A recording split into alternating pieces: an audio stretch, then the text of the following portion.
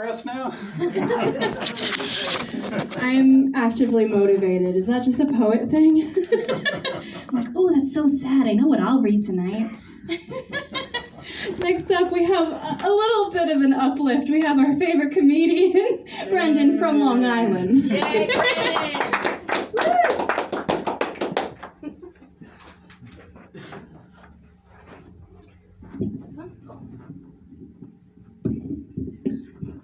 I'm sorry, I'm afraid I'm going to disappoint you. Might get more depressed. All right. Depressed in a funny way? Well, it depends. Depends what drugs you take. So anyway. All right, so if you haven't noticed already, let me take my head off, show my nice bald head. Yeah, sleek. But anyway, I'm weird. If you haven't noticed that already, I look like Anton LaVey at a cookout. Some people got it. But yeah, so anyway, I'm weird. My dad left when I was 2 years old, so I was raised by a single parent mother. So all the kids were asking about my dad. I said, well, my dad is, well, he left when I was 2 years old. He was Pink Floyd. And then I said, well, I have a stepdad now. His name is Steely Dan. So, yeah. But anyway, all right, so I was at this gig the other day, right? And there was this comedian. At least she admits she was a comedian. But all she did, she was just dirty. She just did these dirty jokes. They were so dirty, my ears got to clap. And yeah. Yeah, it was like, yeah. I mean, she made me feel very uncomfortable. She sucked the air out of the room. That was the only thing that she could suck on that night. But, yeah. Comedy isn't pretty. And you thought you depressed people. That's Di Lorenzo. I should beat. But anyway, here's the thing about adult comedy. You know, adult comedy is where you curse and everything. And here's the thing about adult comedy, it's like going, why people that do adult comedy never really matured past high school? You ever notice that? Yeah. And they always say the S-bomb and the F-bomb. Always say the S-bomb and the F-bomb. F this, S that, F this, F that. See, a dirty comic would say those things. Normal comics like me actually do those things. I know, because I took a big S this morning. I ate a lot of fiber. But, yeah. And people ask me if I'm an improv artist. Okay. And that was another thing, that she also was an improv artist. And my thing is this, is that I'm not an improv artist. I have a life. I have like a job. I have a committed relationship. Most of the improv artists, like, you know what an improv artist is? An angry vegan. Yeah. Yeah, my venom is hot right now. But anyway, but yeah. So you know, so you had this like this improv artist. I call them improv artists. Improv artists, bullshit artists, same thing. But no, I mean, and it's like, okay, they do these like things like going, okay, everybody, I want you to pick a letter, and I want you to pick an occupation. I'm like, okay. I mean, imagine if that was your doctor. Okay, I want you to pick a disease. And what should I operate with? Should I use a scalpel, or should I use a pair of pliers? What should I use? And improv comedians, I mean, I wonder how they wipe their ass. Okay, should I use Charmin, or should I use White Cloud? Well, oh, I ran out of toilet paper. What should I use? A Post-it note.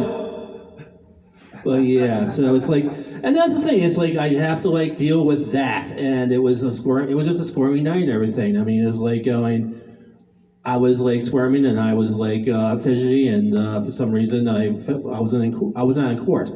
So yeah, it was just really, really weird. But I mean, I survived it. Thank you, Lord. But the thing about like improv comedians is this: I was watching a documentary about improv comedians.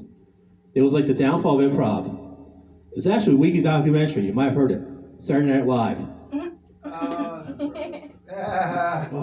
Yeah.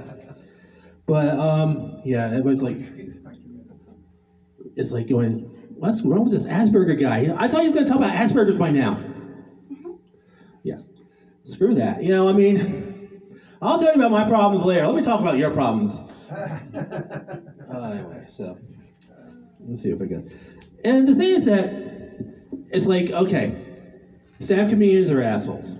I understand that. And I don't mind being that way. Improv comedians are happy assholes. They make this face. Okay, take the car. Yeah, like eggs, bread, milk. Actually, some guy was like asking me, Brendan, are you gay? I said, bend over and find out. Oh, so yeah. He's still bent over. He's on Main Street right now. So no. I didn't have the heart to tell him. Yeah, it's just, okay, let me see what I don't got. Okay, so, hold on here. Okay. I, Howard Hughes, leave my will and testament. No. Okay. And, it's like, and you have like these people that complain about stand-up comedians. It's like going, well, all you do is rant and rave, and all you do is like say this and that. At least with improv comics, they have a play and it's all cool and everything, and you get to participate. And I'm like going, yeah, but I can get laid. Okay. I'm just trying to go into another topic here. All right. Hold on, let me find a topic where I have to okay. All right, so this is like a open mic. This is for like everybody, musicians, poets, and everything, and all that. And I like to break down the difference between a comedian and a musician. And it goes like this. Musicians, some use drugs. Comedians need drugs. Musicians have groupies. Comedians have therapists. Musicians call their wives and girlfriends mama. Comedians have mama issues. When a musician plays another person's song, it's called a cover. When a comedian uses another comedian's jokes, it's called Amy Schumer.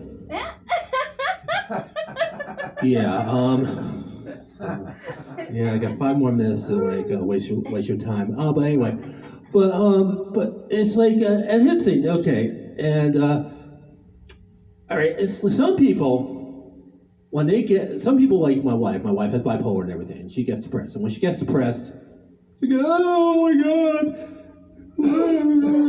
I can't do it anymore." I'm different. When I get depressed, I'm like, "Damn, life sucks. Should I have pizza tonight? Should I have pepperoni on the pizza?" Anyway, so yeah, what else? What else is old? But yeah, so I'm just like trying to living and everything. And I'm trying to be a comedian. I'm just like going, and I have a wife and everything. And I love my wife, and she just like she means the world to me and everything. But sometimes you gotta do things for your old lady, right? So it was her time of the month, and I volunteered to go to the food line to get her feminine napkins, or as you call them, maxi pads. That's an interesting name, isn't it? Maxi pad sounds like a really cool bachelor place. Hey, baby, want to go to my maxi pad? It's extra absorbent. Yeah. So I'm trying to go to food line and everything, and I got like this I'm trying to get everything all done. I'm trying to macho it up. I got a 6-pack of beer, and I got some Funyuns and everything. I got the Sports Illustrated swimsuit issue, and I got the Tampax, right? And well, here's the thing about that. Well, my wife said no wings on her maxi pads. No wings.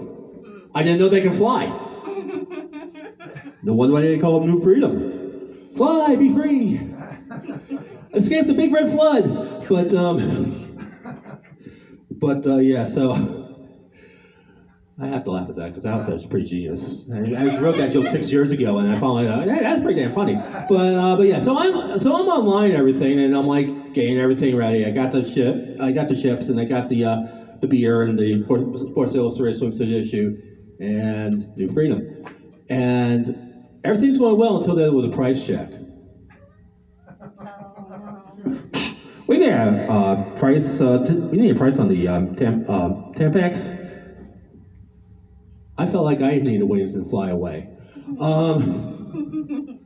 But yeah, so. But another things though, it's like I'm going to end it with this, and I'm going to like shamelessly plug, sexy. But no, I'm going to like do this. I'm a comedian, and people ask me, Brendan, why are you a comedian? And I answer this: if I was a stripper, it wouldn't be Magic Mike. It would be Tragic Mike. Thank you very much. And here's my plug. April 20th, I will be performing at 11 o'clock for my buddy. I'll be opening up for my buddy Michael Knowles at the Morgan and Hemp, his new hemp store. It's like you get all kinds of goodies and stuff. But doing that at 11 o'clock on 420, and then later on at 8 p.m. I'm going to be doing a 420 show over at the Lincoln Social Club in Lincolnton, North Carolina. So see me with those shows, and I'll be giving you more stuff and more excuses. Thank you very much. Thank you for putting up with me. And again, my name is Brendan from Long Island. Thank you.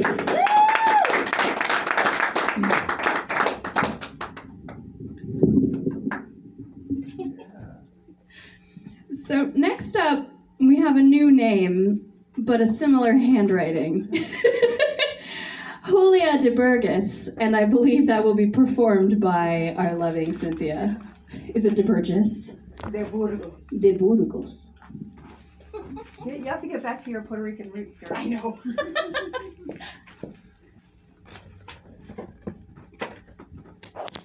The least Puerto Rican.